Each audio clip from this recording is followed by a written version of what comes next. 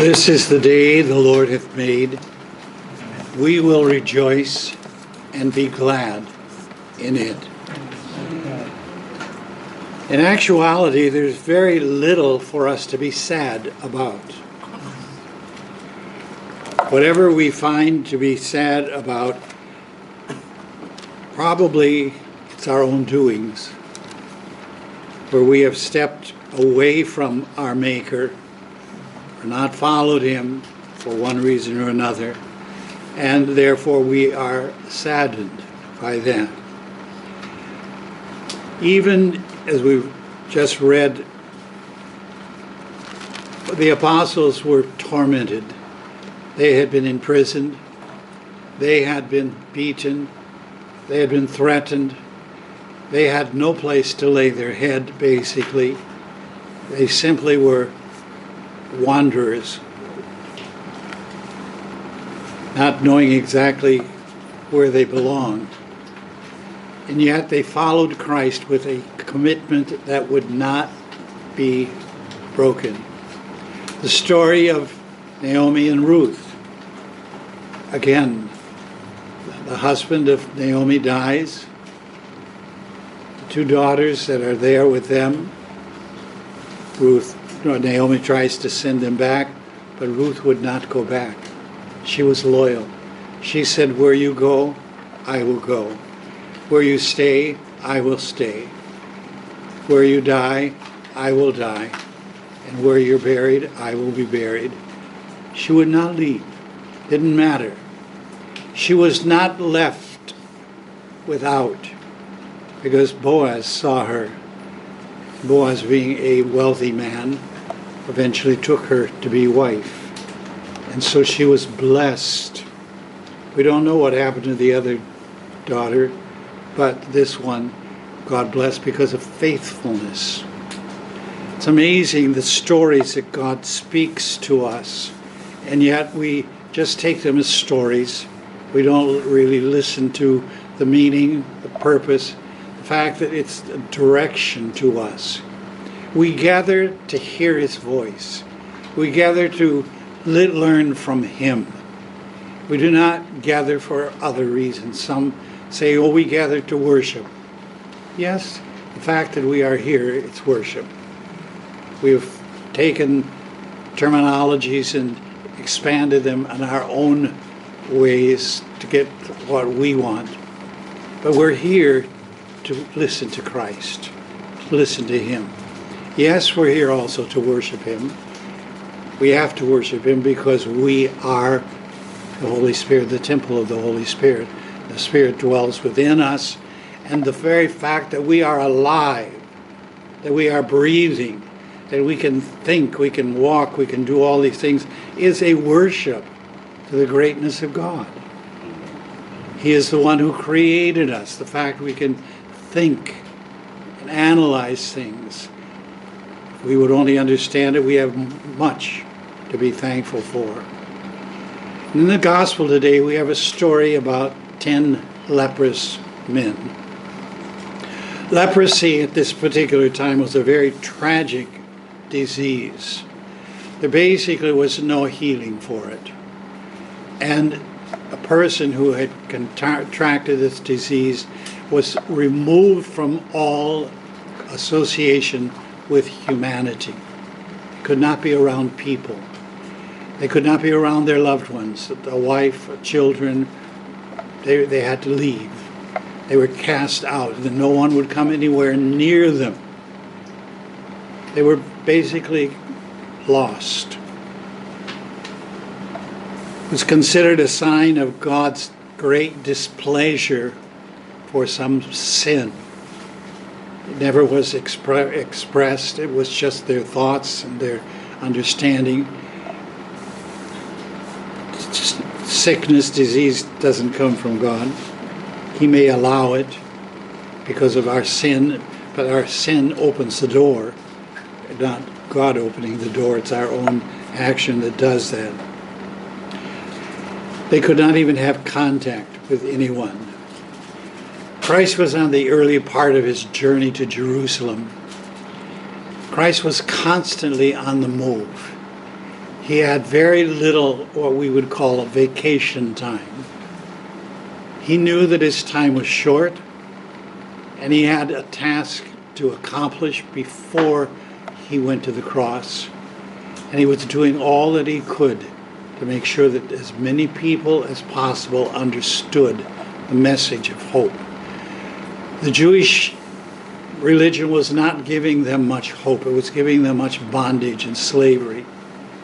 Very little joy, very little peace. And Christ came to destroy that and to bring peace into the hearts and lives of people. And as he entered this village after his journey, he's on the road, he enters this village, and before he even has a chance to rest or to relax, the 10 lepers had heard a story about Christ and how that Christ had an ability to heal, to bring hope to people.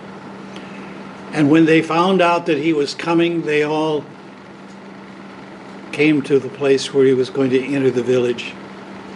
And he then, coming into the village, saw them. And they raised their voice, even before he said anything. They raised their voice saying, "Jesus, Master, have mercy on us." Now notice they didn't ask for healing. They possibly didn't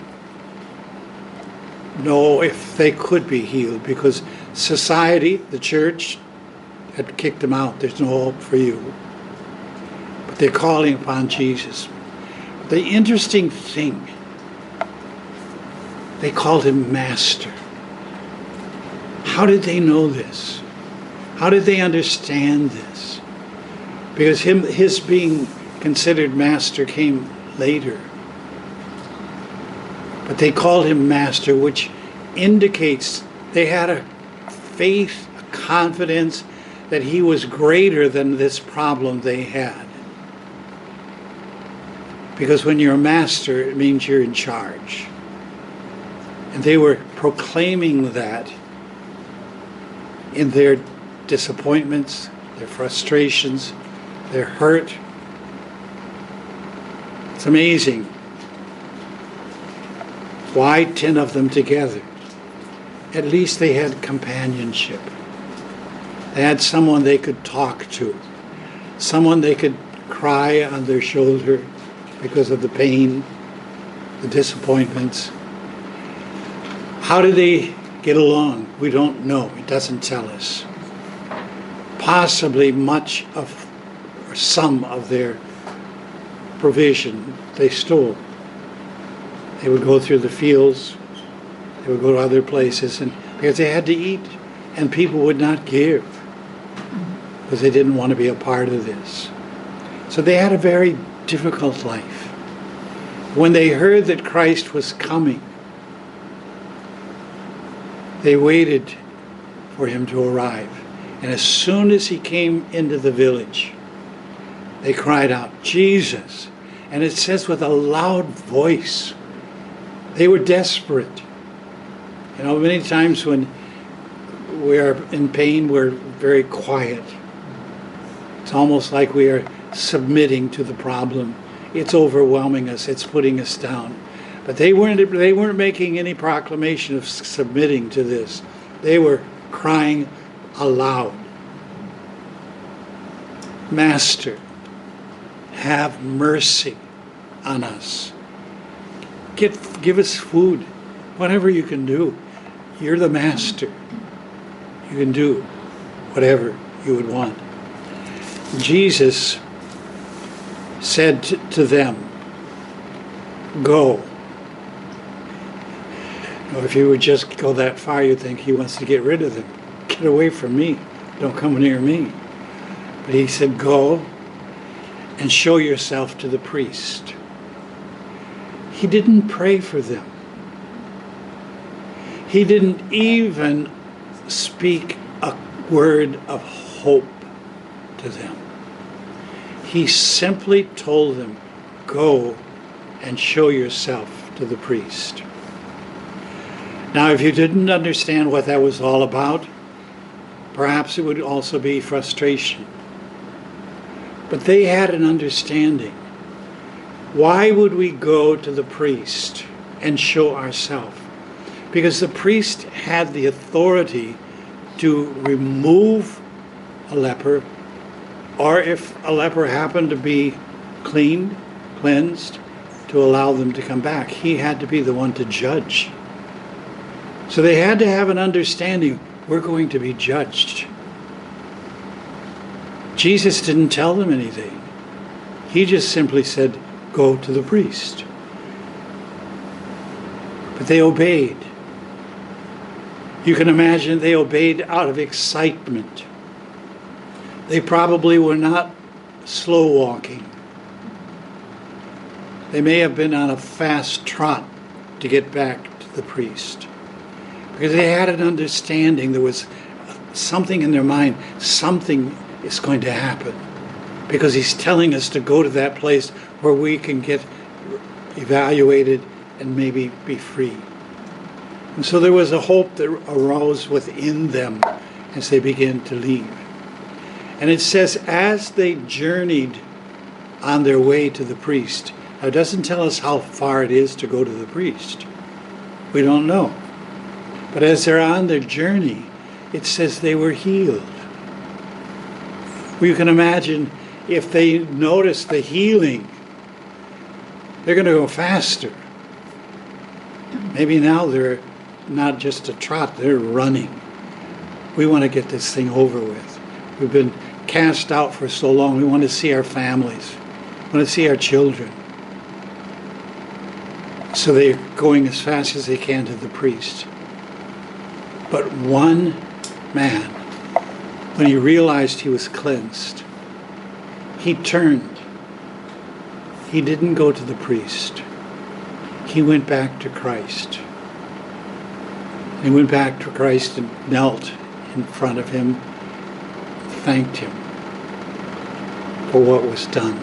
It says he got down on his knees with his face to the feet of Christ. Talk about an expression of appreciation, of honor, of worship. He came back and Jesus said to him, were there not 10 of you who were here before? What happened to the other 9? Only one came back to say thank you. And it comes to understanding that this one was not a Jew. He was a Samaritan. One that the Jews would have nothing to do with. But why was he with these other 9 Jews? When you have trouble, when you have problems, you don't care who they are. It's somebody. It's live. It's somebody that can talk. Somebody that can understand. And so they could be together. But the one, a Samaritan, went back to say thank you. Jesus asked him, where are the others? Because he doesn't know. All he knows is that he came back to say thank you. He had addressed him as master. He had proclaimed his authority. Now, he was coming back to thank him for using that authority to bring healing to his body. They obeyed. It was as though they were being tested. Will you obey? Or would you stop and say, wait, we still have leprosy. Why would we go to the priest if we still have leprosy? Now, sometimes when we ask God for help, we have questions. What about this? What about that? How come this? What happens if nothing happens? What am I going to do? And so there is basically no faith there at all, because the questions are there. It's like he was questioning their faith. Would they listen and would they obey? And they did. They immediately, it doesn't show any waste of time. They didn't want to talk more to Jesus. He said, go, they're going. Obedience. They were going to the priest. Now, it doesn't tell us what happened. But you can imagine they were healed and they were released. But the story is not about them. The story is about us. How much has God given us? How much? From the very beginning, when he created man, creating him in its image and likeness, breathing his breath of life into man. Does that not from the very beginning give to us an ability to be greater, have more authority, more power than any other?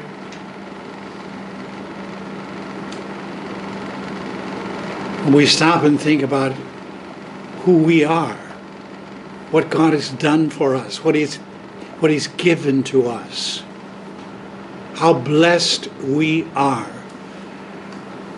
The sun that shines when the rain's not there, in order to warm our spirit, in order to give energy, nourishment to the flowers, the trees, the grass. Are we thankful for that which He is doing? Do we understand how that He has everything put into place, how it's balanced? I've told you how that we can tell the time the sun is rising, going down, the moon, and all these things happening. The almanac tells us the exact second. That's how perfect creation is. Do we have appreciation for it? Are we thankful for it? Or do we just kind of flop around in the midst of it like it's nothing, without giving God thanks? Thanking Him for the sun that shines, that warms our spirit, that brings joy into our lives. When it's cloudy and rainy, it's kind of oppressive. But when the sun shines, it's so beautiful. When the moon comes out, especially when it's full moon, it's almost like it's daytime. The power of God's creation and how exact and how perfect it is. It doesn't miss a beat. Do we understand it? Are we appreciative of it? Or do we ignore it? Just like, big deal. How self-centered. Thinking that we are able to do things on our own. Society has taught us this. Our schools have taught us this. You don't need God. You can do it on your own. We can make something much greater. Demonic. That's what got Adam and Eve in trouble. Because the devil told them, you can be like God. You can do all these things yourself. You don't need Him. And we are copying them. Not thankful for all that He's done for us. So tied up with our time, our energies, our abilities, in things which we think we can do to make life better for us. Not being thankful, not understanding life is already great with God. We are blessed. We have much to be thankful for. Their obedience brought them healing. But for the one who came back to Christ, He said to him, your faith has made you whole. has healed you. It wasn't just the cleansing of leprosy. That wasn't what it was all about. That word, your faith has healed you. When you go and get the root of it, it means you're made whole, complete. It's salvation. Complete and total salvation. The others may have been healed, but with leprosy, if you've ever seen anybody that had leprosy, there are scars. Even when the leprosy's gone, the scars remain. This one man didn't have scars. Why? Because he was obedient. He was thankful. He wasn't just excited about going to see his family. He wasn't excited about his children or his business, whatever, getting back to society. No, he was beyond that. He was thankful to Christ for bringing new life to him. To take him out of the darkness. Take him out of the drudgery of being removed, hated by people. When anybody would come near, they would run to see you, get away from you, because they didn't want to be around. 9, it says to us the majority of the people are not a thankful people. And these were the chosen people. The chosen people. The one who was not of the chosen, he was the one who was thankful. Shouldn't that quicken us? Shouldn't that challenge us being Christian? Shouldn't we be thankful for all that God has done for us? Should we not evaluate the things in our life? We think sometimes that there's the pain, there's the trouble, the battle, fighting. Everything is just always against us. We look at that as our concept of time, our minds, our thoughts, not realizing that God said he would turn all things to good. He would take away the shame. He would bring the joy. But have we been thankful for that? Or are we only thinking of self? Not being an instrument that can help others come to that point where they also realize how great God is. The Jews and the Samaritans had nothing to do with each other. They would avoid each other.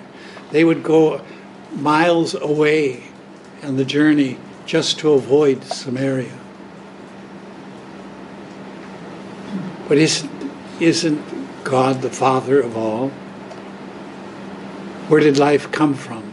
Did it not come from him? Why the divisions? Why the hatreds? Why do we judge others? We all have the same Father. We are one in him. Should it not be thanksgiving? My question to us today and to you, how thankful are you? How many things in your life have you forgotten to be thankful for? Even the things that are difficult, being thankful, because in the midst of the difficulty, God proves himself and brings you out of it with victory and with hope. In reality, there probably is no place where we have a right to be critical. Because if we are really walking with God, whatever that situation is can turn to good if our attitude is right in it.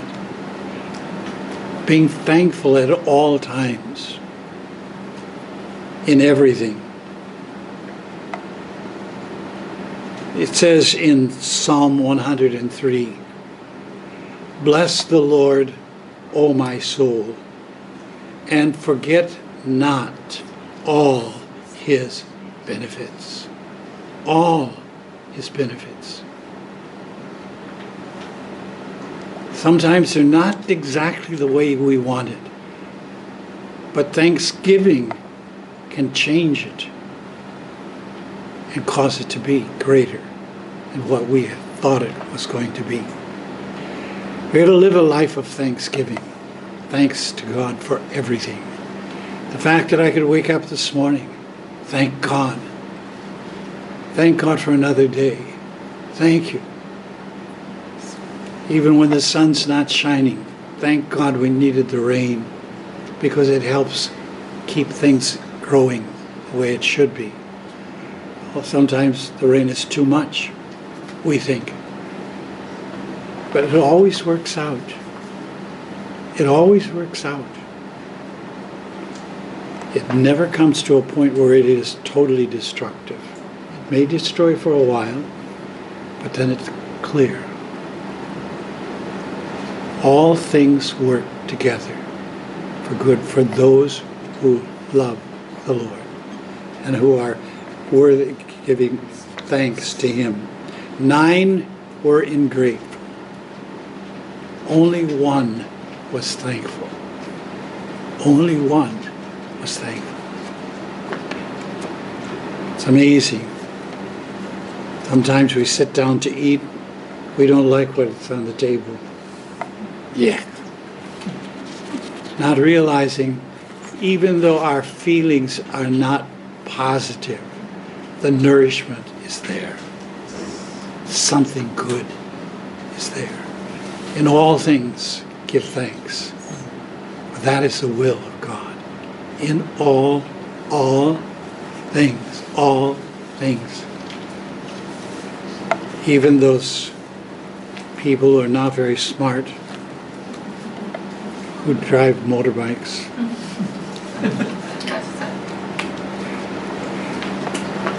They pull over. This week I hit 2 motorbikes. Not my fault, but one came into the side of my car. The other one pulled in front of me. When I'm going to make a right-hand turn, he comes and put it, and I bumped him, just barely bumped him. But here, this is to be used. It's not just here for nothing. But how many times people don't use this? No understanding of this at all. And they say, oh, I didn't understand. Why? God gave us a brain to use. He wants us to be discerning, understanding. For every action, there is a reaction. And if we put our faith, our confidence in Him in thanksgiving, we have a great God. And He does not fail. He will not fail. Men fail. You can't put your faith and your trust in mankind. Our faith is in God. God does not fail. He will not fail us. We have much to learn, and we have to become a thankful people. Forget ourselves. This one guy, he went back. He was supposed to go to the priest.